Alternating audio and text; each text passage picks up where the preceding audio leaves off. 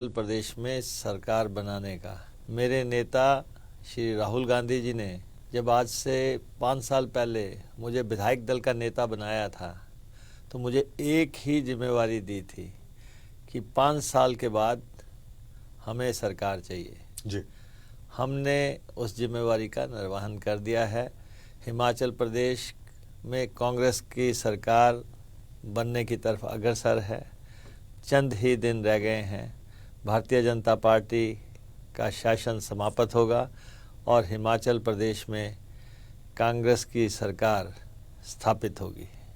तो इस वक्त हम क्या समझें कि इस वक्त जो मेरे सामने शख्स बैठे हैं मुकेश अग्निहोत्री, ये होने वाले मुख्यमंत्री हैं हिमाचल प्रदेश के, ये मैं मान सकता हूँ?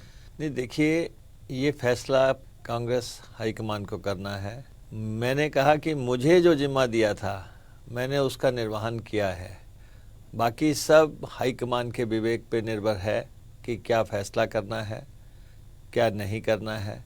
लेकिन हमें इस बात से संतोष है कि हमने अपना काम पूरी निष्ठा से, ईमानदारी से, पूरी तपस्या, त्याग और संघर्ष से आज हमने ऐसे हालात खड़े कर दिए कि केंद्र में भाजपा की सरकार, हिमाचल में भाजपा की सरकार, जो क्लेम करते थे डबल इंजन सरकार, उनका डबल इंजन सीज करके हमने वहाँ पे नई गाड़ी के चलने का रास्ता प्रशस्त कर लिया है। इसका जो सारा का सारा श्रेय है वो आपको दे दें, या ये जो डबल इंजन वहाँ पे चल रहा था वो अलग अलग साइड में लगा हुआ था, एक उधर को खींच रहा था, एक इधर को खींच रहा था, तो जो गाड़ी है वो थोड़ी सी परेशान होगी कि किस तरफ जाऊँ मैं? वोटर्स की बात मैं कर रहा हूँ।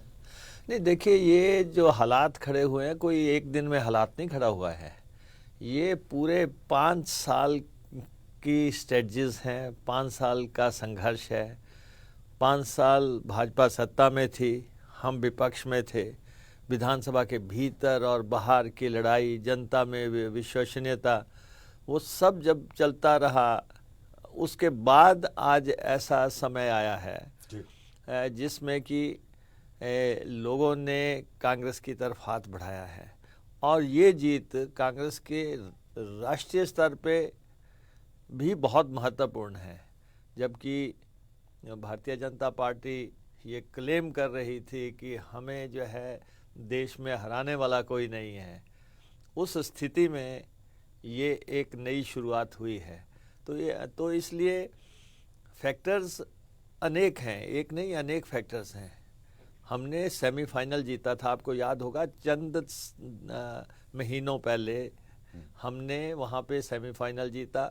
वहाँ पे हमने मंडी की संसदीय सीट का चुनाव हुआ, हमने भारतीय जनता पार्टी ने से वो सीट छीनी और भाजपा का क्लेम था कि मंडी हमारी है। हमने वो तो कहा जा रहा है कि उसमें तो जो वीरभद्र सिंह का जो सिंपैथी, देखिए, हर चुनाव में फैक्टर्स कुछ भी होते हैं, लेकिन हमने चुनाव जीता। वो तो अपनी अपनी स्ट्रेटजीज हैं कि किसको लड़ाना है, कौन सा फैक्टर चलेगा, ये तो पार्टियों की रणनीतियां हैं। लेकिन हमने मंडी की सीट जीती, जबकि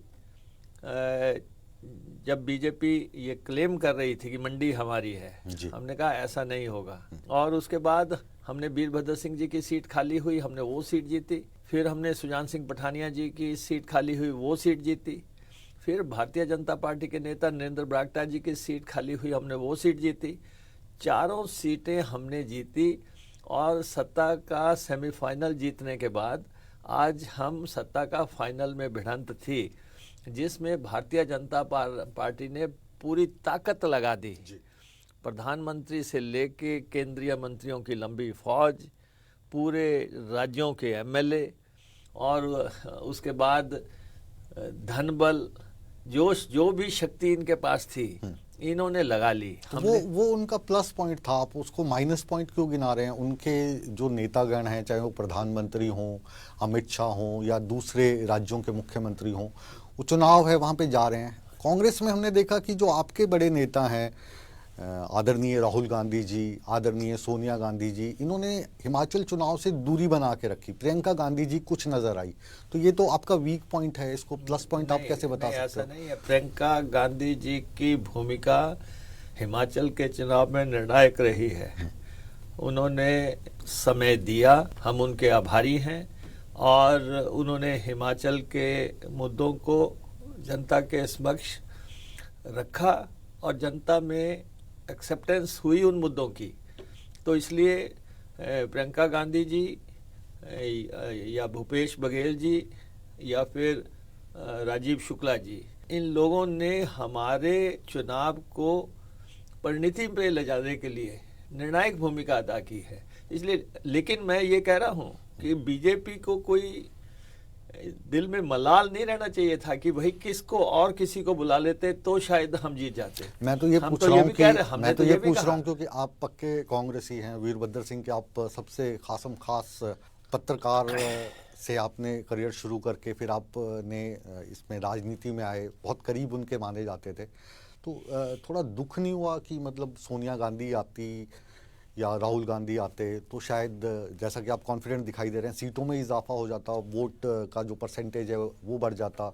नहीं, देखिए, प्रियंका गांधी जी आई, प्रियंका गांधी जी ने, मैं सोनिया गांधी और राहुल गांधी की बात कर रहा हूं। ऐसा है कि हर नेता हर जगह नहीं आ सकते, लेकिन प्रियंका गांधी जी ने हमें समय दिया और प्रियंका गांधी जी की बहुत बड़ी बड़ी जनसभाएं हुई और उन्होंने हिमाचल के मुद्दों को उठाया और हिमाचल के मुद्दों, लोगों की नब्ज को टटोला और उसके मुताबिक जो है आगे काम हुआ।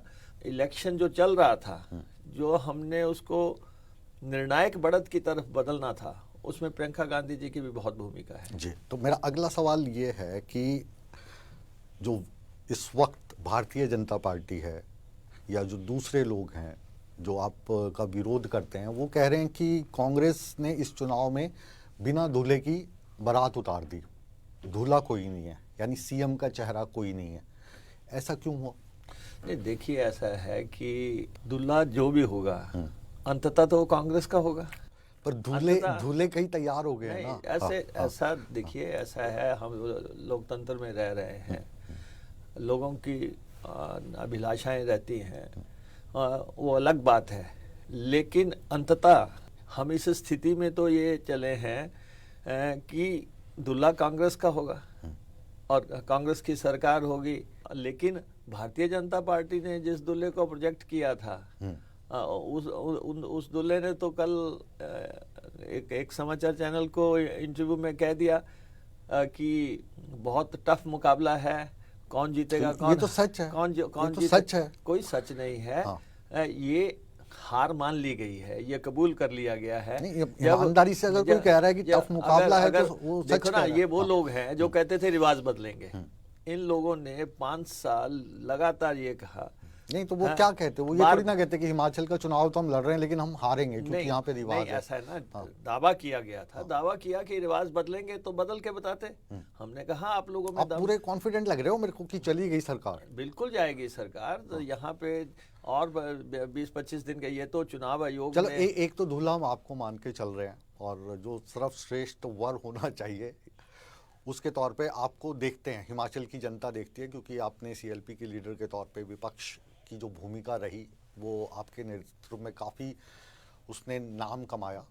दूल्हा बनने के लिए कई लोग घोड़ी पे सवार होने के लिए तैयार हैं, मसलन सुखविंदर सिंह सुक्खू हो गए, सुधीर शर्मा हो गए, प्रतिभा सिंह होगी, पहले सिर्फ नाम मुकेश अग्निहोत्री का ही चल रहा था। तो ये सत्ता आती दिख रही है इन लोगों को?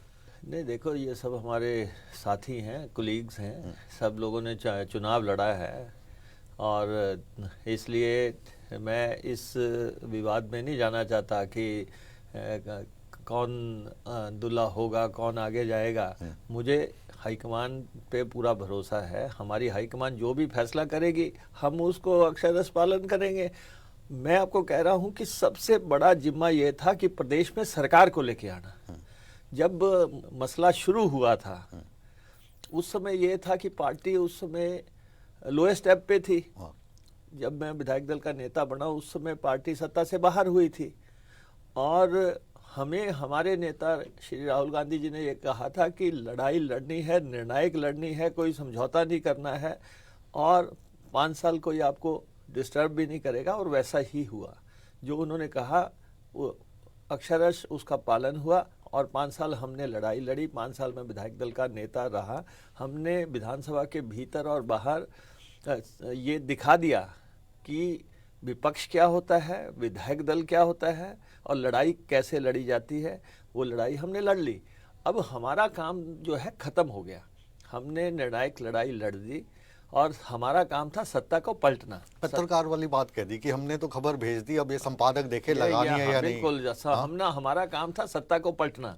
हमने सत्ता पलट दी है। अब मैं आपको ये बताऊं। अच्छा चलिए ये बताइए कि जो भारतीय जनता पार्टी है उसके तकरीबन खड़े हुए थे 21 बागी और आपके थे 7, और जाहिर है कि जिस पार्टी के आने की संभावना रहती है उसमें बागियों की संख्या काफ़ी ज़्यादा हो जाती है।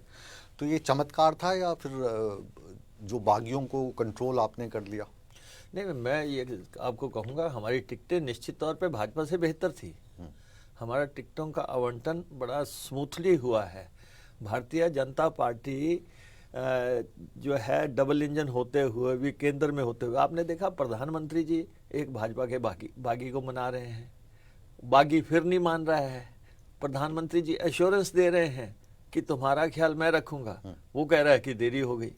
आप देखें कि किस स्तर तक भाजपा जो अपने को अनुशासित पार्टी कहती है, उम्मीद है ना कि इंडिपेंडेंटली जीत जाऊंगा तो जगह मिल जाएगी। पर आप देखें कि देश के प्रधानमंत्री एक इंडिपेंडेंट को मना रहे हैं और वो मान नहीं रहा है। तो आपके जो राहुल गांधी हैं वो भी तो मनाते हैं ना, राजस्थान में अभी वो भी मना रहे थे। नहीं, मनाना, वो अशोक गहलोत को मना रहे थे कि आप प्रधान बन जाइए। तो अशोक गहलोत नहीं बने, सोनिया गांधी ने मनाया तो नहीं बने। तो ये तो आपकी दोनों पार्टियों में सेम चल रही है चीज। ये तो एक साधारण से एक एमएलए की सीट की बात है। बड़े बड़े मसला प्रदेश का मुख्यमंत्री कौन होगा, क्या होगा, वो अलग बातें होती हैं, बड़ी बातें होती हैं। लेकिन आप देख सकते हैं कि भाजपा ने कांग्रेस को तोड़ने की कोशिश की। सबसे पहले कांग्रेस के एमएलए को तोड़ने की कोशिश की। मैं आ रहा था रिज पे, हमने काफी बड़ा शो किया था, बिग न्यूज बिग शो। उसमें आपको भी हमने आमंत्रित किया था, लेकिन व्यस्तता के कारण आप आ नहीं पाए। तो आप ही के प्रवक्ता वहाँ पे थे। तो थोड़ा सा भय लग रहा है कांग्रेस में। ये जो बिना दुल्हे वाली मैं बात बोल रहा था उसका तर्क यही था कि अगर कुछ सीटें कम रही तो कांग्रेस में कुछ नेता ऐसे भी हैं जिनके अपने समूह बने हुए हैं, और भाजपा जो ऑपरेशन लोटस आजकल चल रहा है, इसके बारे में तो आपने सुना ही होगा, तो उस लोटस का प्रयोग वहाँ पे कर सकती है और कांग्रेस के एक धड़े को तोड़कर चाहे आप जीते हो सरकार भाजपा बना सकती है। जीते चाहे कांग्रेस, सरकार भाजपा की बनेगी। देखिए, दिल बहलाने के लिए गालिब ख्याल अच्छा है। ये पहले एमएलए को तोड़ते रहे, प्रलोभन देते रहे, डराते रहे, एजेंसियों का खौफ खड़ा करते रहे। फिर इन्होंने अपने मिनिस्टरों की सीटें बदल दी क्योंकि उनको पता था वहाँ से नहीं जीत रहे हैं। फिर इन्होंने अपने एमएलए के टिकट काटे एंटी इनकमेंसी खत्म करने के लिए।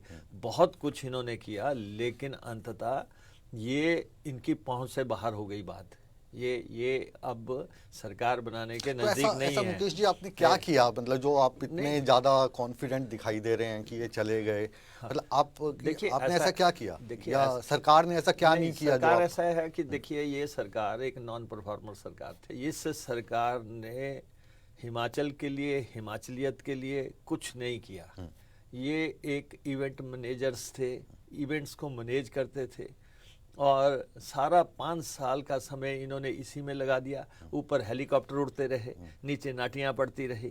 5 साल ये एक लगे रहे कि सरकारी खजाने का दुरुपयोग कैसे करना है। सरकारी खजाने की लूट मची रही। अच्छा, अभी काफी कर्जा हो गया हिमाचल पे। 75,000 करोड़ के आसपास कर्जे पे पहुंचा दिया हिमाचल प्रदेश में। 75,000 करोड़ सबसे बड़ा कर्जा अगर किसी मुख्यमंत्री ने लिया, तो किसी मुख्यमंत्री ने अगर सबसे बड़ा कर्जा लिया तो वो यही मुख्यमंत्री थे। चुनाव के दौरान ओवरड्राफ्ट चल रहा था। अच्छा, और उसको दूर करने के लिए चुनाव के बाद 2,000 करोड़ रुपए का और कर्जा ले लिया। आप अंदाजा लगा सकते हैं कि किस ढंग से फिजूल खर्ची हावी थी। मतलब अगर आपकी सरकार बनती है, आप मुख्यमंत्री बनते हैं, तो ये वाला जो कर्जा है इससे कैसे निजात पाएंगे? क्योंकि एक बहुत ही वरिष्ठ आईएएस ऑफिसर हैं, उनका मैं नाम नहीं लेना चाहूँगा, वो कह रहे थे कि अगर कांग्रेस की सरकार बन गई तो 2 महीने में कर्मचारियों को तनख्वाह मिलना बंद है। भाजपा की बन गई तो 6 महीने चल पड़ेगा काम। क्योंकि अगर आपकी सरकार बनती है, कांग्रेस की सरकार बनती है, तो आपको केंद्र से मदद मिलेगी नहीं। कर्जा कैसे उतारेंगे? केंद्र ने अभी कौन सा मदद की हमारी? प्रधानमंत्री 9 दफा आए, 3 दफा तो अभी इलेक्शन में आए। केंद्र ने हमारी मदद क्या की? ये तो पहली 75,000 करोड़ ये कर्जा पहली सरकार थी जो कि प्रधानमंत्री को बार बार बुलाती रही, केंद्रीय मंत्रियों को बार बार बुलाती रही, उनके मंचों से हिमाचल के हित की एक भी बात नहीं रखी गई। एक भी बार नहीं कहा गया कि हिमाचल प्रदेश को फाइनेंशियल पैकेज दे दो, हिमाचल प्रदेश को इंडस्ट्रियल पैकेज दे दो, हिमाचल प्रदेश की और कोई मदद कर दो। कार्यक्रम होते थे, रैलियां होती थी, बड़ी बड़ी बातें की जाती थी और ये कहा जाता था कि हम सबका हिमाचल से बहुत प्यार है। इसके अलावा हिमाचल को दिया क्या गया? अगर डबल इंजन तो तब माना जाता कि अगर हिमाचल प्रदेश की एक निर्णायक मदद हो जाती। जब सरकार बनी थी तब कहा गया था अटल टनल दे दी। अटल टनल कोई इनकी देन नहीं है। अटल टनल का जो शिलान्यास है वो श्रीमती सोनिया गांधी जी ने किया था। प्रधानमंत्री मनमोहन सिंह जी ने उसके लिए 1500 करोड़ रुपए की शुरुआती राशि जारी की थी। और अटल टनल का सपना जो था, ये रोहतांग टनल जो है जिसको बाद में नाम दिया गया, और ये इस टनल का सपना श्रीमती इंदिरा गांधी जी ने देखा था जी। और उसके बाद किसी के समय में वो टनल कंप्लीट हुई तो क्या उनको श्रेय चला जाएगा? ये जो है दूसरे के गोदाम का माल भी बेच आते हैं। जी, आप अपने गोदाम के माल के तहत इस बार आपने कहा है कि हम ओपीएस लेकर आएंगे, ओल्ड पेंशन स्कीम, पुरानी जो पेंशन की नीति है वो लेकर आएंगे। भाजपा ने मना कर दिया, नहीं ला पाएंगे, आर्थिक हालात ऐसे हैं। कहाँ से देंगे आप पैसा? नहीं, देखिए, हम आपको ये कह रहे हैं, हम किसी के पास भीख का कटोरा लेके नहीं जाएंगे। हम केंद्र के पास ओपीएस के लिए नहीं जाएंगे, हालांकि हमारा पैसा है केंद्र के पास। आप मुख्यमंत्री बन गए और ये सुना मोदी जी ने, नाराज हो जाएंगे आपको पैसे नहीं देंगे। कोई नाराज हो, कोई खुश हो, लेकिन ये हमारा इलेक्शन मैनिफेस्टो का सबसे बड़ा वायदा है। जो वायदा हमने किया है, कांग्रेस की सरकार आएगी, हमने कहा है कि पहली ही कैबिनेट में और 10 दिन के अंदर जो भी पहले हुआ उसमें हम जो है ये ओपीएस लागू करेंगे। तो जो हमने ऐलान किया है, पब्लिक में जाके कहा है, वो हमें लागू करना है। रिकॉर्ड पे रखने के लिए मैं ये भी पूछ रहा हूँ कि आप बिजली भी 300 यूनिट फ्री करने वाले हैं। आप की सरकार अगर आती है तो आप 1500 रुपये भी हर एक महिला को देंगे। बिल्कुल। तो ये जो वायदे हैं, ये वायदे लगता है जैसे केजरीवाल को कॉपी करना शुरू कर दिया है कांग्रेस ने भी और भाजपा ने भी। नहीं, ये केजरीवाल का कोई मॉडल नहीं है। ये फ्री का मॉडल तो केजरीवाल का ही है। भाजपा भी बार बार बोलते हैं कि फ्री का मॉडल केजरीवाल का, फिर बैनर्स लगा देते हैं। कांग्रेस का भी सेम है। ये ऐसा नहीं है। हिमाचल प्रदेश में हमारा इलेक्शन मैनिफेस्टो है जिसमें हमने कहा हम ओपीएस देंगे। ओपीएस, सबसे पहले ओपीएस के इशू पर अगर आए तो देश के दिवंगत प्रधानमंत्री श्री अटल बिहारी वाजपेयी जी ने ओपीएस बंद की। तो इससे पहले आपकी सरकार थी, तब तो आप बात नहीं करते थे। नहीं, आप सुनिए, 2003 में ये बंद कर दी गई और राज्यों को भी विवश कर दिया गया कि आप ओपीएस नहीं देंगे, आप पेंशन नहीं देंगे कर्मचारियों को, और अगर देंगे तो आपको जो है फाइनेंशियल दिक्कतों का सामना करना पड़ेगा। तो सारी सरकारें प्रेशर में आ गई। ओवर द ईयर्स कर्मचारियों ने भी 8-10 साल कुछ नहीं कहा और वो खामोश रहे। लेकिन जैसे जैसे इसका इम्पैक्ट उनकी लाइफ पे होना शुरू हुआ, जब बुढ़ापे का सहारा छिन गया, जब वो घर जा रहे थे और उनकी जेब में पैसा नहीं था, तो ये मांग उठनी शुरू हो गई। और ये इतनी ज़्यादा तीव्र तरीके से उठी कि अब फैसला लेने का समय आ गया था कि आपको ओपीएस देनी है या नहीं। मुख्यमंत्री ने साफ इनकार कर दिया कि ओपीएस संभव ही नहीं है, ये असंभव है। जयराम जी ने कहा ये असंभव है, हमने कहा ये संभव है। कैसे है संभव? थोड़ा सा बताएं, मतलब आंकड़ों पे चलते हैं। मैं आपको बताऊं, उन्होंने कहा कि केंद्र की सरकार के बगैर ये दिया नहीं जा सकता। हमने कहा कि दिया जा सकता है। हमारा 60,000 करोड़ का जो है बजट है, आखिर उस बजट को जिस ढंग से फजूल खर्ची में चलाया गया, जिस ढंग से हेलीकॉप्टर खरीदे गए, लीज पे लिए गए, जिस ढंग से गाड़ियां खरीदी गई और जिस ढंग से फजूल खर्ची की गई, इवेंट्स मैनेज किए गए, हज़ारों करोड़ रुपया खर्च हो गया। आज की अखबार में पढ़ रहा था, अभी तक इनकी प्रधानमंत्री जी की रैलियों के 14 करोड़ रुपए एचआरटीसी को बकाया है, जो भीड़ लाने के लिए लगा दिए। 100 के आसपास मुख्यमंत्री ने रैलियां की कि 125 रैलियां की, उन सब में खर्चा सरकारी, पार्टी के प्रोग्राम, उनको अमृत महोत्सव का नाम दे दिया और करोड़ों अरबों रुपया फूंक डाले। ये फजूल सभी खर्ची सभी का- सरकारें नहीं सभी करती। सरकारें मुकेश नहीं जी, होती। मुकेश जी, इस देखिए वक्त आप भी इस वक्त मेरे देखिए- सामने ना, मतलब आप एक जो आदर्श पत्रकार होते हैं उस तरीके से मैं आपको पढ़ता आया हूँ, और मुकेश अग्निहोत्री जो लिखते हैं बोलते हैं उसमें लॉजिक है। ये काम तो सभी सरकारें करती है। किसी ने आपकी आएगी, आपकी भी वही करेगी। किसी ने केजरीवाल भी ऐसे ही किसी ने- बोलते थे, किसी वो भी ने- सारे सुख सुविधाएं देखिए, उठा रहे हैं। मैं मान सकता हूं कि किसी ने मंच लगा लिया, किसी ने माइक सर्विस लगा ली, किसी ने फूल लगा लिए, लेकिन किसी ने ये आज दिन तक नहीं किया कि रैलियों की भीड़ ढोने के लिए सरकार काम करेगी, अफसर काम करेंगे, पंचायत सेक्रेटरी जो है बसें भरेंगे, ग्राम सेवक जो है उनको बसों से उतारेंगे, और पटवारी जो है उनके लिए खाना लेके आएगा, तहसीलदार जो है उनको पानी सर्व करेगा। क्या पता ये पहली दफा कार्यकर्ता होंगे ना उनके। अरबों रुपया खर्च दिया, ऐसा कभी भाजपा होता के है? कार्यकर्ता बन गए होंगे। अरबों रुपया खर्च दिया। अब आप कहेंगे कि एक ही बात होगी, या तो आप अपने शहनशाही अंदाज में रहो कि ये सब काम करो, या फिर आप जो जनता के मुद्दे हैं उनको हल करो।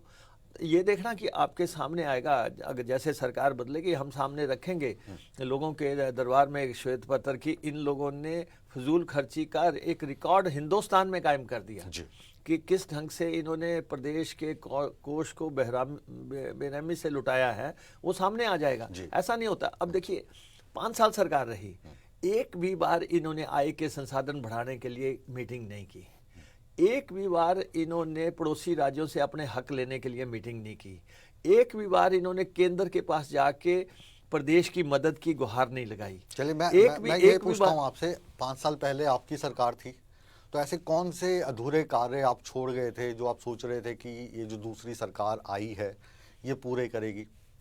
नहीं, आप बताएं कि इस सरकार ने किया क्या। इन्होंने चुनावी घोषणा पत्र पिछली दफा का क्या था, हम 65,000 करोड़ के नेशनल हाईवे बनाएंगे, 69 नेशनल हाईवे बनाने का ऐलान किया। गडकरी जी आए प्रदेश में, ऐलान कर दिया 65,000 करोड़ की सड़कें बनेंगी और पगडंडियां भी जो है नेशनल हाईवे में बदल जाएंगी। 5 साल के बाद इनसे कोई पूछे कि आपने एक भी नेशनल हाईवे बनाया, आपने एक भी 4 लेन बनाई? आपने कहा 4 लेन्स बनाएंगे और जो ज़मीनें हम एक्वायर करेंगे उसका 4 गुना मुआवजा देंगे, आपने एक भी मुआवजा दिया?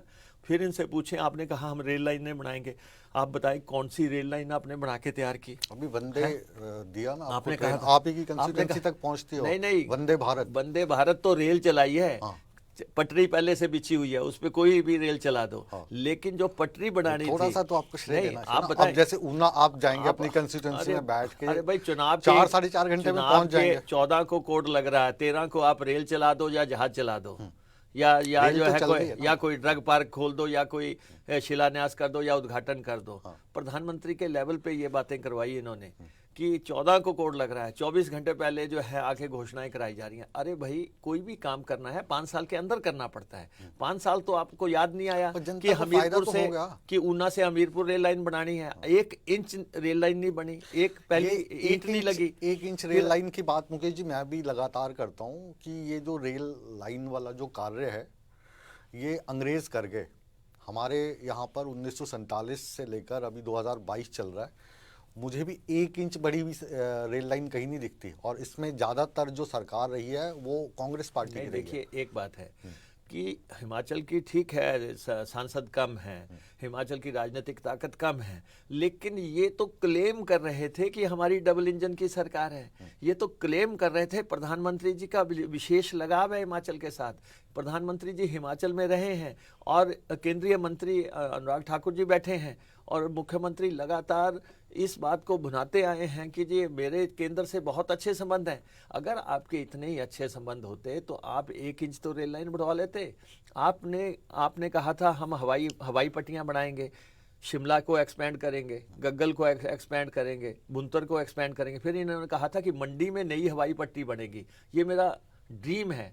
आपने जो है अपने ड्रीम को भी जो है हकीकत में नहीं बदला, एक भी पहला पत्थर नहीं लगा, जबकि हर बजट में उसके लिए प्रावधान, हर बार उसकी बात होती थी कि मुख्यमंत्री जी मंडी में हवाई पट्टी बनाएंगे। जो व्यक्ति अपने घर में हवाई पट्टी नहीं बना सका उसने हमारा क्या करना था, प्रदेश का क्या होना था। तो इसलिए अब हम इस ज़्यादा विवाद में नहीं पड़ना चाहते। जो इनके वायदे थे इन्होंने पूरे नहीं किए, अपना घोषणा पत्र इन्होंने डस्टबिन में फेंक दिया। जो भी इनका दृष्टि पत्र था, शासन में आते ही ये दृष्टिहीन हो गए। और इनके प्राथमिकताएं अलग हो गई। लेकिन अब पूरे 5 साल जो है महंगाई चरम पे रही। अब आप बताओ, पूरी दुनिया में रही। नहीं ऐसा है कि कोविड रहा। आपका बहुत हुई महंगाई की बार, अब की बार भाजपा सरकार, आपने नारा दिया था और कोविड आ गया ना। नहीं तो नहीं, उसके बाद अगर 30 रुपए किलो आटा बिकेगा, 250 रुपए की सरसों की बोतल बिकेगी, अगर 1200 रुपए का गैस का सिलेंडर बिकेगा, को लाभ हो रहा है। 1200 रुपए गैस का सिलेंडर बिकेगा, 500 रुपए की सीमेंट की बोरी बिकेगी, 9000 रुपए का सरिया बिकेगा। आपने दूध पे टैक्स लगा दिया, दही पे टैक्स लगा दिया, पनीर पे टैक्स लगा दिया, लस्सी पे टैक्स लगा दिया। देश की अर्थव्यवस्था को भी देखना है ना। आप देखें ना ब्रिटेन में क्या हो गया। अरे भाई, अगर अपनी ऐसा जनता है, को थोड़ा हम सा उन मुद्दों पे तो जा ही नहीं रहे हैं। जो ये कहा था 15-15 लाख रुपए आएंगे, काला धन आएंगे, हम उसमें तो जा ही नहीं रहे। अर्थव्यवस्था की बात तो तब होती है। लेकिन 15 लाख से मेरे को अभी याद आया, आपने कहा हर एक महिला को 1500 रुपए देंगे। तकरीबन कितनी महिलाएं अपने नहीं, हमारी आधी आबादी महिलाओं की है। कितनी हो गई? और उसमें जो है 60 साल से ऊपर जो है पेंशन लग चुकी है। उनको 60 साल से ऊपर तो पेंशन लग चुकी है, उनको नहीं देंगे। वो तो वैसे ही कवर्ड है। हाँ। अब ये है 60 साल से नीचे की, 18 साल से 60 साल का जो क्राइटेरिया है, उसमें जो लोग फिट इन होने, अप्रोक्सीमेटली अपना बजट बन रहा है, जितना भी होगा, ये हमारी कमिटमेंट है, पार्टी की कमिटमेंट है। पार्टी ने हाईएस्ट लेवल पे इसकी कैलकुलेशंस करके हाईकमान से डिस्कशंस करने के बाद जो है ये सारा घोषणा पत्र तैयार किया है। उस घोषणा पत्र, ये हमारा घोषणा पत्र है, जैसे सरकार बनेगी हम इसको इम्प्लीमेंट करेंगे। अच्छा, मेरे को एक सवाल और जहन में आ रहा है। भाजपा पे ये हमेशा आरोप लगता है कि भाजपा जो है वो धर्म की राजनीति करती है, मंदिर की राजनीति करती है। हैरानी तो मुझे उस वक्त हुई जब मुकेश अग्निहोत्री भी बोल रहे हैं कि मैं भी राम मंदिर बनवाऊंगा, आलीशान राम मंदिर बनेगा ऊना में। तो आप कब से ये वाली राजनीति करने लगे? नहीं, देखिए, हमारी देवभूमि है, देवभूमि है। हमारे यहाँ पे लोगों की आस्थाएं हैं, और आस्थाओं के मुताबिक हमारे पास चिंतपूर्णी मंदिर है, हमारे पास ज्वालामुखी मंदिर है, हमारे पास नैना देवी मंदिर है, हमारे पास कांगड़ा माता है, हमारे पास जो है चामुंडा माता है, हमारे पास बाबा बालकनाथ है, और दूसरी तरफ चले जाओ भीमा काली है, इधर भरमौर में चले जाओ शिव 84 शिवों का, हर तरफ आप चले जाओ। तो उसमें आपके दिमाग में ख्याल आया कैसे राम मंदिर बनवाने का? अब ऐसा है, राम के नाम पे ज्यादा वोट पड़ती है, माता के नाम पे मांग लेते हैं। ऐसा नहीं है कि ऐसा नहीं है। अगर ये लोग कहते हैं, अगर ये लोग इनको, जब अगर इन्हीं लोगों के पद चिन्हों पे चलेंगे तो आप में और भाजपा में फर्क क्या रहेगा? फर्क कुछ नहीं है। आस्थाएं हमारी भी वही हैं, लेकिन ये साबित करते हैं कि भगवान पे कब्जा इनका है। ये साबित करते हैं। अगर हम अपनी सभा में बोलते हैं भारत माता की जय, तो भाजपा वालों को परेशानी हो जाती है। ये सोचते हैं भारत माता की जय कांग्रेसी कैसे बोलते हैं। अगर हम कहते हैं श्री राम जी की, श्री कृष्ण जी की, भोलेनाथ की जय करें, तो इनको लगता है कि जैसे इनका एकाधिकार छिन गया। ये वाला तो आप बताएं मुझे, आप बताएं, आप मंदिर नहीं जाते? बिल्कुल जाते हैं। तो उसी ढंग से हम भी जाते हैं, हमारी भी आस्थाएं हैं। अगर हमारे वहां पे, आप बताओ कि अगर एक सवाल, मैं आपको एक बात पूछना चाहता हूं, आप जैसे जो राजनेता हैं उनको इंटरव्यू करने का चांस बहुत कम मिलता है, क्योंकि आप पत्रकार हैं, इंटेलेक्चुअल हैं। मेरा ईमानदार सवाल आपसे ये है कि अगर जो बातें भाजपा करती है और उसी भाजपा का आप विरोध कर रहे हैं और उन्हीं के फॉर्मूले को आप फिर चुनाव में, राजनीति में आजमाने लगे, तो आपकी क्रेडिबिलिटी खराब नहीं होती है उससे? नहीं, ऐसा कुछ नहीं है। हम आस्था के लोग हैं, हम आस्था के लोग हैं। हमारी कांग्रेस ने तो कभी मंदिर के नाम पे वोट नहीं मांगा। मंदिर के नाम पे नहीं, पता नहीं कितने मंदिर हमने अपनी कॉन्स्टिट्यूंसियों में बनवाए हैं, चाहे वो बनवाए होंगे, लेकिन आपने कभी वोट के लिए नहीं मांगा। देखिए, गुरु रविदास महाराज के मंदिर लोग कहते हैं हमें बना के दो, बने हैं। श्री चरणों के मंदिर हम लोगों ने कहा हमें बना के दो, हमने कहा बनाए हैं। लोगों ने कहा कृष्ण के मंदिर बनाओ, नहीं वो हो रहे हैं, गुप्तदान होता है ना। अगर लोग मंदिर में जाते हैं, गुप्तदान होता है। लेकिन अगर ये कहते हैं, ये वाला पहले गुप्त दान के तौर पे होता रहा, अब उस दान का पोस्टर बनाने की बात हो रही है। नहीं, देखिए, अगर हमारे वहां पे धरती जो है ईश्वर की धरती है, देवभूमि है, अगर लोग चाहते हैं कि यहाँ पे हम नदी के किनारे घाट बना के दें, तो क्यों नहीं बना के देंगे। लोग कहते हैं शमशान घाट बना के दें, तो क्यों नहीं बना के देंगे। लोग जो मांग करेंगे उस मांग को, लेकिन विकास, कल्याण और गरीब की सेवा हमारा एजेंडा है। मुकेश अग्निहोत्री ने पहले भी ये चीज़ें बनवाई होंगी, कांग्रेस ने भी बनवाई होंगी, इसका हम पूरा सम्मान करते हैं। लेकिन ये जो धार्मिक चीज़ें हैं, चाहे मंदिर हैं या घाट की बात है या गुरु रविदास की बात आप कर रहे हैं, वो वाली चीजें कांग्रेस पार्टी ने या आपने कभी मीडिया में आके गिनवाई नहीं, इस बार आपको गिनवानी पड़ी हो? नहीं, मैं आपको ये बताऊं कि अब अगर एक वैष्णो देवी अंतर्राष्ट्रीय स्तर पे विख्यात हो सकती है एक श्रद्धा के स्थान पे, तो हमारे तो चप्पे चप्पे पे है। हमारी चिंतपूर्णी, हमारी ज्वालामुखी, हमारी श्री नैना देवी, अगर हम इन मंदिरों को जो है आगे विकास करते हैं इन मंदिरों का और श्रद्धालुओं के लिए सुविधाएं खड़ी करते हैं, तो हमें क्यों रोका जाएगा?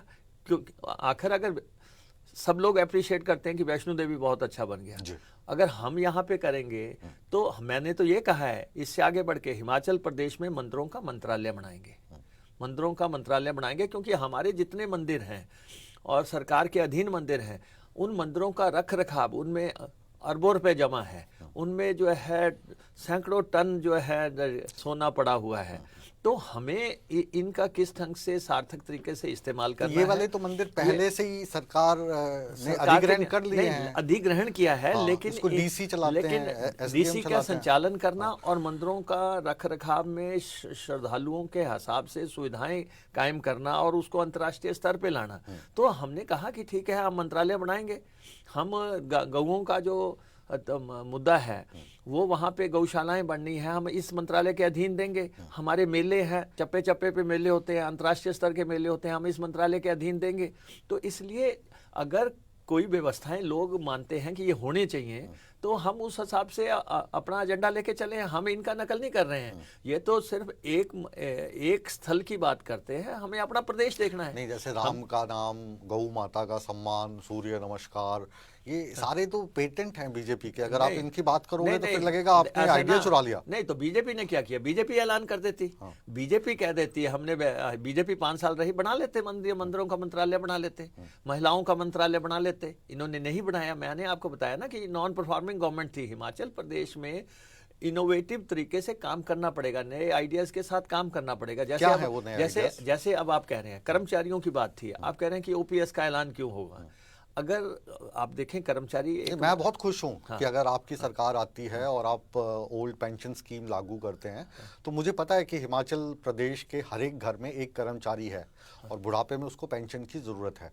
मेरा सवाल ये था कि वो पेंशन का पैसा कहाँ से आएगा? मैं चाहता हूँ कि 1500 रुपये नहीं, आप 2000 रुपये दें। 18 साल से 60 वर्ष आयु वर्ग की जो महिलाएं हैं, मैं तो कहता हूँ पुरुषों को भी दे। नहीं, पैसा कहाँ से आएगा? पैसा ऐसा है कि पैसे के लिए संसाधन पैदा करने पड़ते हैं, जो इस सरकार ने नहीं किए। तो मैं आपको ये कह रहा हूं, अब देखिए 4 साल से ठेके नीलाम नहीं हुए, 2000 करोड़ रुपए का नुकसान हो गया। आप बताएं कि क्यों नहीं ठेके नीलाम हुए? शराब के ठेकों की बात कर रहे हैं? हाँ बिल्कुल। किसकी जेब में वो पैसा गया? रेत की रॉयल्टी जो है 5 साल किसी ने जमा नहीं करवाई। सब भाजपा के लोग जो है नदियों नालों में कूद गए और सारा जो है लूट चली रही। सारा जो है खड्डे लूट ली, हर तरफ लूट मची हुई थी, सारे जंगल काट लिए गए, पीपल का पेड़ कोई नहीं छोड़ा, आम का पेड़ कोई नहीं छोड़ा, बरगद के पेड़ कोई नहीं छोड़े, सब कुछ काट लिए। माफिया इतनी लेवल पे सक्रिय था। तो इसलिए जो संसाधन अर्जित करना है प्रदेश को चलाने के लिए, सिर्फ जो है एक बजट की बात नहीं होती।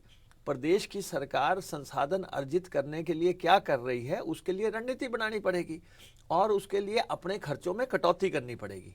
अपने खर्चे कम होंगे तब जाके जो है आगे मामला चलेगा। अब आप जैसे ऑफिसर्स को कहते हैं, ये ऑफिसर्स आप कह रहे हैं कि सरकार नहीं चलेगी, 2 महीने चलेगी और जो है ट्रेजरी बंद होगी। आपके सामने यही ऑफिसर होंगे, यही ट्रेजरी होगी, ये ट्रेजरी दौड़ेगी और सबको उनका ड्यूज मिलेगा। जो हमने घोषणा की है वो सारे मसले इम्प्लीमेंट किए जाएंगे।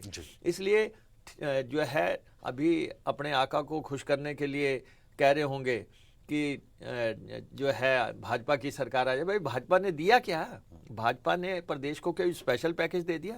कोई ऐसा पैसा दे दिया? एक और ईमानदार सवाल मैं पूछना चाहता हूँ। हम कह रहे हैं कि इस बार जो चुनाव हुए हैं 68 सीटें हैं कुल मिलाकर, उसमें से अपनी कांग्रेस की कितनी सीटें देखते हो आप? देखिए मैं आपको बताऊं, ये जो है 2/3 बहुमत की सरकार बनने जा रही है। दो तिहाई मतलब 34-35 सीट्स आ जाएंगी आपके। 34-35 सीट तो 50% होती है, जो है सामान्य बहुमत की बात होती है 35 सीटों पे आके। ये 2/3 बहुमत की सरकार होगी। और इसको जैसे जयराम ने कहा, अगर सरकार बन भी जाएगी, इसका मतलब उनके मन में बात तो है कि सरकार बन सकती है, तो तोड़ दी जाएगी। तो देखिए ऑपरेशन लोटस है, देखिए प्रदेश का इससे डर लगता है। देखिए प्रदेश का मुख्यमंत्री सोच क्या रहा है कि सरकार इनकी बन जाएगी और वो जो है पॉपुलर मैंडेट को डिफीट करने के लिए तोड़ दी जाएगी। ऐसा होने नहीं वाला है। इसीलिए प्रदेश की जनता भी बहुत समझदार है, वो इतना मैंडेट दे रही है। होने की आशंका, मैं संभावना नहीं शब्द का इस्तेमाल कर रहा हूँ, आशंका इस्तेमाल कर रहा हूँ। प्रदेश के लोग उसके लिए आशंका जो व्यक्त की जा रही है ना मुकेश जी, वो ये की जा रही है कि जैसे अभी ये जो बीजेपी का चुनाव हुआ, मैं तो एकदम साफ और स्पष्ट वही से बोलता हूँ, इसमें नेताओं की धड़े बने, वहाँ पे भाजपा के बड़े बड़े नेताओं के धड़े बने, आप भी जानते हैं, हम भी जानते हैं।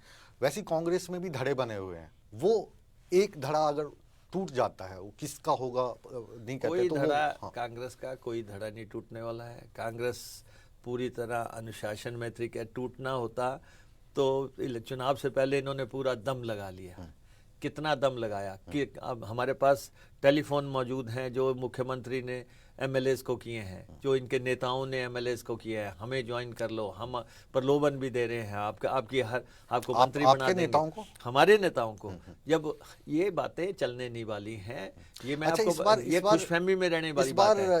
एक फायदा हुआ आपको, एक तो आपके साथ चुनाव लड़ने के लिए आप नहीं आई आम आदमी पार्टी, और दूसरा जो मुझे विश्वसनीय सूत्रों द्वारा पता चला है, भाजपा की जो रणनीति रही उससे भी कांग्रेस को काफी लाभ हुआ है। थोड़ा सा इस पे प्रकाश डालेंगे। देखिए ये किस ढंग से चुनाव जीतते थे। उत्तराखंड का चुनाव इन्होंने कैसे जीता? इन्होंने आम आदमी पार्टी को वहां फ्लोट कर दिया। अब ऐसा तो मत कहिए। नहीं, मैं आपको बताऊं, हाँ। आम आदमी पार्टी को भाजपा क्यों फ्लोट करेगी? सुनिए कि वो अब इनकी यहाँ भी चाहत यही थी। ये चाहते थे आम आदमी पार्टी प्रदेश में पैर पसारे, 4-5 हजार सीटों पे ले, और उसके बाद जो है फिर तो इनकी सरकार बन जाए। देखो आप ये भी कह देंगे कि दिल्ली में जो आम आदमी पार्टी की सरकार है वो मोदी ने बनवाई है या अमित शाह ने बनवाई है, या पंजाब में जो आम आदमी की सरकार है वो मोदी ने बनाई है या अमित शाह ने बनाई है। देखिए जहां इनका फायदा होता है, तो पंजाब में आपकी सरकार बनवा के इनको क्या फायदा हुआ? ये दिल्ली में जो लगातार इनके दिल पे बैठे हुए आप वाले, उससे क्या फायदा हो रहा है? देखिए दिल पे यहाँ दिल्ली में क्या हो रहा है, लेकिन स्टेट्स कैप्चर करने के लिए इनका सीधा सीधा फार्मूला है कि उत्तराखंड में इनका ये प्रयोग सफल हो गया कि वहां पे जो है आपको आगे फैला दिया गया। उत्तराखंड में जो सरकार दोबारा से इनकी बनी ना, उसमें इससे ज्यादा जो श्रेय है वो कांग्रेस को जाता है, क्योंकि कांग्रेस में कलेश इतना था, उस कलेश के चलते। देखिए मैं आपको हिमाचल में ये बता देना चाहता हूँ, हमने सबसे पहले ये किया कि पंजाब में आम आदमी की पार्टी की सरकार है, बॉर्डर हमारा लगता है 18-20 कॉन्स्टिट्यूंसीज पंजाब के साथ लगती है। हमने सबसे टॉप प्रायोरिटी पे सबसे पहले आपकी एंट्री हिमाचल प्रदेश में रोकने के लिए कारगर नीति बनाई, और वो नीति क्या कारगर वो सफल नीति थी। पंजाब में जिस ढंग से इनकी एंट्रेंस हुई, जिस ढंग से प्रवेश हुआ, जैसे गोलियां चलने लगी, जैसे मारकाट होने लगी, जिस ढंग से गाड़ियां लूट होने लगी, जैसे खालिस्तान के नारे लगने लगे, हिमाचल देवभूमि है, हिमाचल के लोग समझ गए कि ये लोग जो हैं इनका हिमाचल प्रदेश में आना ठीक नहीं है। कैसे समझाया आपने? नहीं, समझ गए सब। आपकी कंस्टिट्यूएंसी में भी हमला हुआ ठीक है, मेरी कंस्टिट्यूएंसी में तो जो है शूटर ने आके जो है कांग्रेस पार्टी के वर्कर को गोली मार दी, लेकिन मेरी कंस्टिट्यूएंसी हमने रोका उनको। बिल्कुल वो फॉर्मूला जानना चाहता हूं, कैसे बैरिकेडिंग कर दी? सारे लोग, आप लोग जो मीडिया के लोग थे और सब लोग ये आशंका जाहिर कर रहे थे कि आम आदमी पार्टी जाएगी, या तो आम आदमी पार्टी सरकार बना लेगी, या आम आदमी पार्टी जो है कांग्रेस को डिफीट करवा देगी। दो ही धारणाएं बताई जा रही थी कि या तो बीजेपी बन जाएगी या आम आदमी पार्टी इतनी आगे चल जाएगी पंजाब की तरह कि वो चले जाएंगे, लेकिन दोनों प्रयोग सफल नहीं हुए। मुझे तो ऐसा लगता है कि जो भारतीय जनता पार्टी की सरकार हिमाचल में थी, वहां पे आम आदमी पार्टी घुसने की कोशिश कर रही थी। आपके मुताबिक आपने उनको रोक लिया, आपने आपको रोक लिया, लेकिन हमारी इंफॉर्मेशन के मुताबिक आम आदमी पार्टी अपने आप ही हिमाचल को छोड़ के चलेगी, क्योंकि उनको हिमाचल से ज्यादा उनको गुजरात में नहीं, कंसंट्रेट नहीं, करना था। छोड़ता कब है, जब नाउमीदी हो जाए। एक बार तो मीटिंगें शुरू कर दी थी, एक बार तो कभी मंडी आ रहे हैं, कभी धर्मशाला आ रहे हैं, कभी सोलन आ रहे हैं, कहीं कहीं आ रहे हैं, हर जगह आके जो है पल्स टटोलने की कोशिश हुई। जब पता लग गया कि नहीं, यहाँ दाल नहीं गलने वाली है, तो पतली गली से निकल आए। तो इसलिए आम आदमी पार्टी का रास्ता प्रशस्त नहीं हुआ। और दूसरा, जो भाजपा ये चाहती थी कि हम प्रधानमंत्री जी के नाम पे चुनाव लड़ेंगे, हम राम मंदिर के नाम से जो शुरू कर दिया था, जो राम को लाए हैं हम उनको लाएंगे, और जो है यूनिफॉर्म सिविल कोड 370 की बातें शुरू की थी। हिमाचल प्रदेश में आप बताओ कि कोई इनका ये मुद्दा चला? हिमाचल प्रदेश में सिर्फ ये एक ही बात थी कि हिमाचल प्रदेश की जयराम सरकार एक नाकाम सरकार है। उस सरकार ने हिमाचल प्रदेश से फरेब किया, धोखा किया। हिमाचल प्रदेश में महंगाई की मार जनता झेल रही थी। हिमाचल प्रदेश में बेरोजगारी चरम पे है। हिमाचल प्रदेश में नौकरियां बेची गई। सबसे बड़ा टैग इस सरकार पे ये हुआ कि पुलिस भर्ती हुई, 6-6, 8-8 लाख रुपए में कांस्टेबल की भर्ती की गई, 4-4 लाख रुपए में आपने जो है पंप ऑपरेटर भर्ती किए, चोर दरवाजे से आपने लोगों को नौकरियां दी, अपने लोगों को भरने की कोशिश की। मेरिट की फेरिस्त है, ये जो आरोपों की फेरिस्त है, ये महज आरोप हैं या इनके सबूत भी हैं आपके नहीं, पास? आपके सामने है। 225 लोग तो पुलिस भर्ती में जेल में हैं। 225 लोग जिन्होंने पर्चा खरीदा इस समय जेल में हैं। इनके समय में इन्होंने सीबीआई को इंक्वायरी दी, सीबीआई को मना कर दिया कि आप आना नहीं, और जो है अपने आप ही जो है उसको निपटाने की कोशिश कर दी। जिन लोगों ने पुलिस भर्ती में बेईमानी की, वो लोग आज सचिवालय में बैठे हुए हैं, पुलिस मुख्यालय में बैठे हुए हैं। आपको डर नहीं लगता ईडी से, सीबीआई से? नहीं, ऐसा है कि मेरा कोई मैं कोई कारोबारी आदमी नहीं हूँ। मेरा ना कोई पेट्रोल पंप चलता है, ना कोई गैस एजेंसी चलती है, ना मेरा कोई स्कूल है, ना मेरा कोई कॉलेज है, ना मेरा कोई क्रशर है, ना मेरा कोई जेसीबी है, ना मैं कोई जो है कोई ऐसा धंधा करता हूँ। पर ऐसे कुछ नेता तो होंगे ना कांग्रेस में, नहीं, जिनका इनमें से काफी कारोबार चलता है। हर्ष महाजन जी चले गए छोड़ के आपको, कोई चले जाए, इतने बड़े नेता, लेकिन ऐसा है उनका क्या कारण जो था? चला गया उसे भूल जा, लेकिन जो मिल गया उसे याद रख। जो मिल गया उसको याद रख। हम अपने मिशन पे चल रहे थे।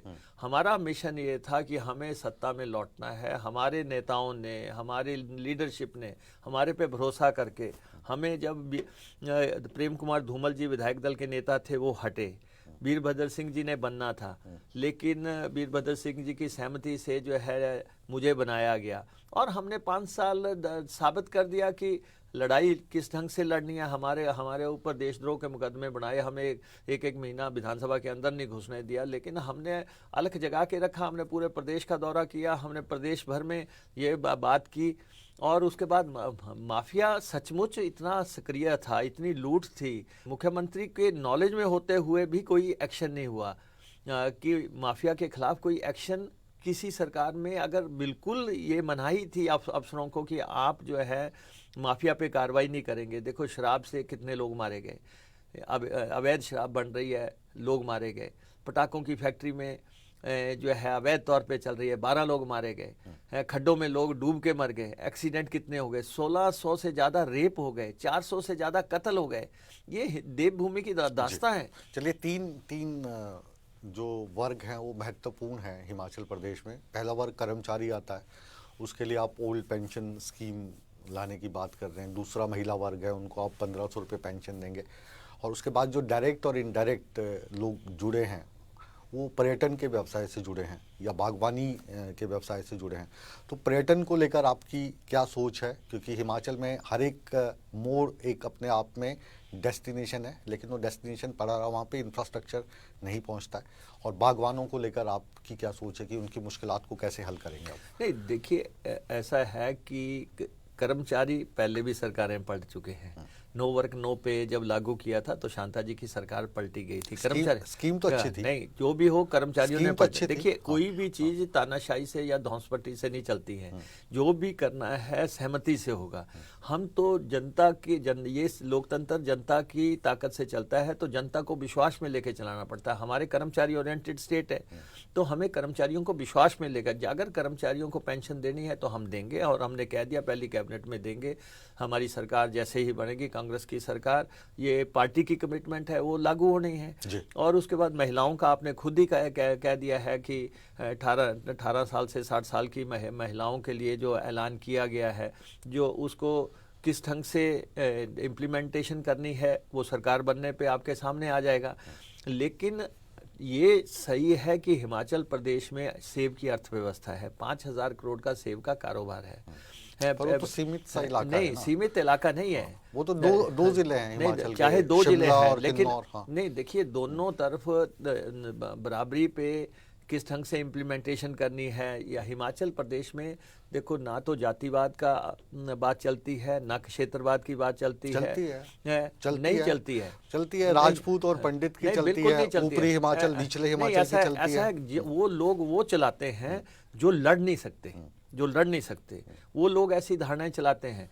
इंदिरा गांधी जी के समय से बात आ रही है कि हमें जातिवाद के मूल सिद्धांत से जो है दूर रहना है और हमें जो है सबको साथ लेके चलना है। कांग्रेस ने हमेशा जो शेड्यूल कास्ट, शेड्यूल ट्राइब है, इनको अपना वोटर माना, वीरभद्र सिंह जी हमेशा एक हिमाचल और हम सब एक हैं की नीति पे काम करते रहे। उनके समय में कभी आपने सुना कि जाति की बात आई, इलाका की बात आई? ऐसा कुछ नहीं है। हिमाचल प्रदेश के पंजाब के पहाड़ी इलाके मिलाए गए हिमाचल प्रदेश में, तो क्या वो हिमाचल के हिस्सा नहीं है? 34 कॉन्स्टिट्यूंसीज मिली हैं तब जाके 68 हुई हैं। कांगड़ा, ऊना, हमीरपुर ये सब लोग पंजाब से मिलाए गए हैं, तो आप क्या इनको हिमाचल नहीं मानेंगे? बिल्कुल मानेंगे। तो ये सब लोग हिमाचल के लोग हैं। तो इसलिए क्षेत्रवाद और जातिवाद का आधार नहीं है। सवाल ये है कि किस ढंग से हमने हिमाचल को रहती है ना सर, ये वाली चीज रहती है। जैसे वीरभद्र सिंह जब नहीं, ऐसा नहीं है, ऐसा मुख्यमंत्री 6 बार रहे, ठीक है, तो ये लगता था कि रोडू के मुख्यमंत्री हैं। नहीं, ऐसा नहीं है। वीरभद्र सिंह सर्वश्रेष्ठ थे, या शांता कुमार बनते थे तो वो कांगड़ा के मुख्यमंत्री हैं। नहीं, देखिए वीरभद्र सिंह सर्वश्रेष्ठ मुख्यमंत्री हैं। देखिए वीरभद्र सिंह सर्वश्रेष्ठ थे, मुख्यमंत्री रहे। शांता जी और धूमल साहब रहे, वो निचले इलाके से थे, वो भी मुख्यमंत्री रहे। लेकिन शांता जी ब्राह्मण थे, वो मुख्यमंत्री बने, धूमल जी राजपूत थे, वो मुख्यमंत्री बने। तो इसलिए इस विवाद में मैं नहीं समझता कि सवाल ये है कि डिलीवर कैसे करना है, प्रदेश को आगे कैसे लेके जाना है। सोच तो ये है कि हिमाचल का विकास कैसे होगा, कल्याण कैसे होगा, गरीब की सेवा कैसे होगी। हम इन एजेंडों की बात करें। हमने टूरिज्म की बात करेंगे, मैं 5वां इलेक्शन लड़ रहा हूं, टूरिज्म की बात करेंगे। आपके राज्य के जो बेस्ट टूरिज्म प्रोफेशनल्स हैं, जो इस वक्त जो सबसे बड़ी बड़ी होटल चेन्स हैं, जो सबसे बड़े ट्रैवल एजेंट्स हैं, उनको वो हेड कर रहे हैं। कोई वहाँ पे प्रेसिडेंट है, कोई वहाँ पे वाइस प्रेसिडेंट है, कोई सेल्स हेड है इंडिया का, नेपाल का। ऐसे मैं आपको 50 नाम दे दूंगा जो हिमाचल प्रदेश यूनिवर्सिटी से पढ़ के गए हैं, जिन्होंने MTA किया, मास्टर्स इन टूरिज्म एडमिनिस्ट्रेशन किया। हिमाचल में उनको गाइड तक की नौकरी ऑफर नहीं की गई। क्या ऐसे लोगों को वापस लाकर टूरिज्म को सही दिशा में बढ़ाने का कोई प्रयास करेंगे? हिमाचल की आर्थिकी का विकास टूरिज्म पे बहुत निर्भर करता है। देश दुनिया का टूरिस्ट जो है हिमाचल आना चाहता है। हमें उस टूरिज्म को किस दृष्टि से आगे बढ़ाना है। हमारे तो एक छोटे सा बात मैं आपको बताऊं कि किसी ने सजेस्ट किया था कि ये चीज़ भी घोषणा पत्र में आनी चाहिए कि हिमाचल प्रदेश में सड़कों पे जाम नहीं लगने दिया जाएगा। बहुत बड़ी बात है। ये देखने में ये ऐसा लगता है कि छोटा है, लेकिन जब टूरिस्ट आता है और किलोमीटरों की लाइनें लग जाती हैं, तो हमें इन चीज़ों पे देखना पड़ेगा कि किस ढंग से हमने करना है। जैसे यहाँ से अगर दिल्ली से आप मनाली जाने का प्लान बनाते हैं बाय रोड, तो 10 बार सोचना पड़ता है, क्योंकि मनाली बहुत खूबसूरत है, कोई दो राय नहीं है। रोहतांग बहुत खूबसूरत है, किन्नौर अपने आप में जन्नत है, लाहौल स्पीति तो लोग देख ही नहीं पाए। स्विट्जरलैंड की तुलना में हिमाचल मेरी नज़र में बहुत ऊपर है, लेकिन जो सुविधाएं स्विट्जरलैंड में हैं उसके हमारे पास यहाँ पे 10% भी नहीं है। ना हमारे पास रेल है, ना जहाज है, ना अच्छी सड़कें हैं, तो कैसे पहुँचे? ये देखिए, ये आपने बिल्कुल सही कहा कि देखिए, अगर हमें हिमाचल प्रदेश को टूरिज्म की दृष्टि से विकसित करना है, तो जो क्षेत्र अभी तक बाहर नहीं आए हैं उनको हमें बाहर लाना पड़ेगा, खोल के कि लोगों को देश दुनिया को सामने रखने पड़ेंगे। ये हमारे पास क्षेत्र हैं जहाँ पे टूरिस्ट आ सकता है। दूसरा, सड़क के अलावा हमारे पास कोई रास्ता नहीं है। जब हम हवाई मार्ग नहीं बना सके, हम रेल मार्ग नहीं बना सके, हमारे पास टूरिस्ट को पहुंचाने के लिए कोई तंत्र, सेवा नहीं है। कोई तंत्र इजाद नहीं हुआ है, तो बड़े पैमाने पे टूरिज्म को आगे बढ़ाने के लिए कांग्रेस की सरकार अगर सत्ता में अब जो है 15-20 दिन के बाद आती है तो इस सेक्टर पे बहुत बड़ा काम होना है।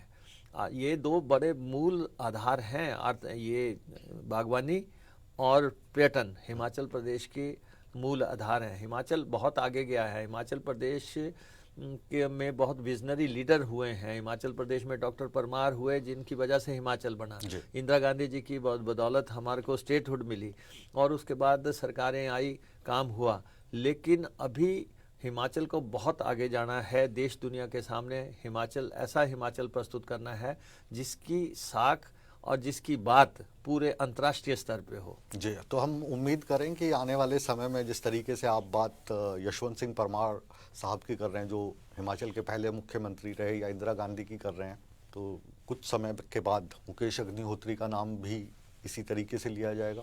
नहीं, मैंने आपको पहले स्पष्ट किया कि पार्टी जो भी काम मुझे देती है मैं उसको ईमानदारी से, लगन से, ताकत से निभाता हूँ। मुझे जिम्मा दिया था सरकार पलटने का और 5 साल विधायक दल के नेता के तौर पे मुझे काम करने का मौका दिया। मैं पार्टी का आभारी हूँ। आगे भी पार्टी जो भी जिम्मेवारियां लगाती रहेगी उसका हम निर्वहन करेंगे और इसमें कोई आप कहें कि कोई किसी भी तरीके से पार्टी को कोई के आगे कोई मांग रखी जाती है या कोई बात रखी जाती है। हम अनुशासित सिपाही हैं पार्टी के। हमने लगातार चुनाव जीते हैं। हम पार्टी के आभारी हैं कि पार्टी की वजह से हमारा वजूद है। जो कुछ हम हैं वो पार्टी की देन है। इसलिए पार्टी के डिसिप्लिन में हम हर समय शामिल हैं। जी, चलिए, बहुत बहुत शुभकामनाएं। हमारे दिलो दिमाग में जितने भी जहन में सवाल थे वो सभी सवाल हमने आपसे किए। कुछ आपको अच्छे लगे होंगे, कुछ कड़वे लगे होंगे, लेकिन जनता का प्रतिनिधित्व अगर पत्रकार नहीं करेंगे तो कौन करेगा। हमारी शुभकामनाएं आपके साथ हैं। आपने चैनल के लिए आज पहला चक्रव्यूह किया है। जी, आपको बधाई। और ये चैनल और ये आपकी सीरीज ऐसे ही चलती रहे। बहुत बहुत धन्यवाद। बहुत बहुत शुक्रिया आपकी शुभकामनाओं के लिए। और आप यहाँ पर अपने कीमती समय में से समय निकाल के हमारे नोएडा स्टूडियो आए, हमें ये साक्षात्कार दिया। हम तहे दिल से आपका आभार व्यक्त करते हैं। धन्यवाद। तो मुकेश अग्निहोत्री से हमने हर सवाल साफ कोई से पूछा और उम्मीद ये की जा रही है कि इन्होंने भी हर सवाल का जवाब बिल्कुल साफ कोई से, ईमानदारी से दिया। पत्रकार से राजनेता बने हैं और जो हमारे सवालात थे उनके जवाब आपको कैसे लगे इसका फैसला हमेशा की तरह आप करेंगे। फिलहाल चक्रव्यूह मुकेश राजपूत के साथ को यहीं पर विराम देने का समय आ गया है, लेकिन आप कहीं मत जाइए, बने रहिए हमारे साथ, क्योंकि सूर्य समाचार पर हमेशा की तरह खबरों का सिलसिला लगातार जारी है। बने रहे हमारे साथ।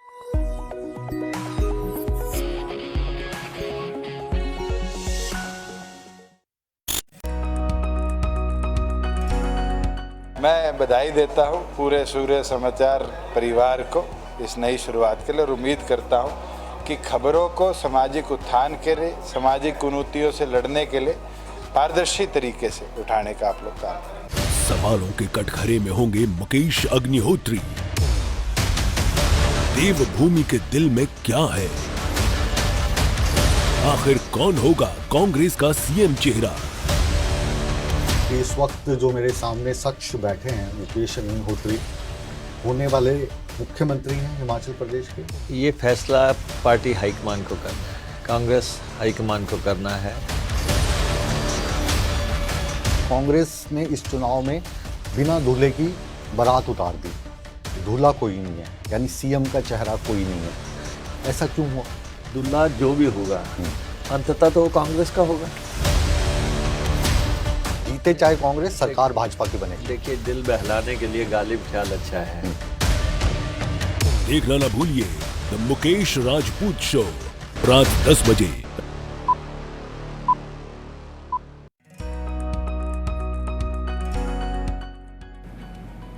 चैनल को और सभी उनकी पूरी टीम को बहुत बहुत बधाई देता हूं, शुभकामनाएं देता हूं और आशा करता हूं कि ये टीवी चैनल सच्चाई के लिए निर्भीकता से कार्य करेगा। धन्यवाद।